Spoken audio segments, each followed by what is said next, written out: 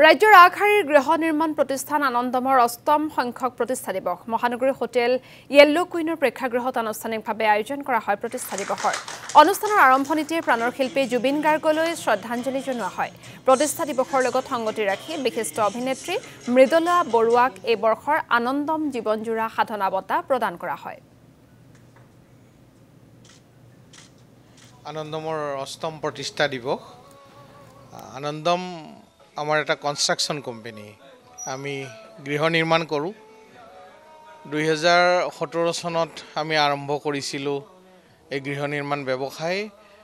তেতিয়াই আমি এই নামটো দিছিলোঁ আনন্দম আনন্দম মানে সুখত থকা এটা সংস্কৃত শব্দ আৰু আমি প্ৰত্যেকই গোটেই আনন্দম পৰিয়ালে আমি চেষ্টা কৰোঁ এখন সুন্দৰ ঘৰ দিবলৈ এটা ফ্লেট দিয়াটোৱে আমাৰ উদ্দেশ্য নহয় এখন পূৰ্ণাংগ সম্পূৰ্ণ ঘৰ দিবলৈ চেষ্টা কৰোঁ আৰু আজি আমি প্ৰায় শতাধিক গ্ৰাহকক আমি ঘৰ দিলোঁ আৰু আমাৰ পৰা ঘৰ লোৱা প্ৰত্যেক গ্ৰাহকে বিশ্বাস কৰে যে আমি এখন পূৰ্ণাংগ ঘৰ প্ৰদান কৰোঁ আৰু আনন্দমৰ উদ্দেশ্যই হ'ল এখন সম্পূৰ্ণ পূৰ্ণাংগ ঘৰ প্ৰদান কৰা আজি অষ্টম বাৰ্ষিক এই প্ৰতিষ্ঠা দিৱসত সকলোকে মই আন্তৰিকতাৰে অভিনন্দন জনাইছোঁ আমাৰ সম্পূৰ্ণ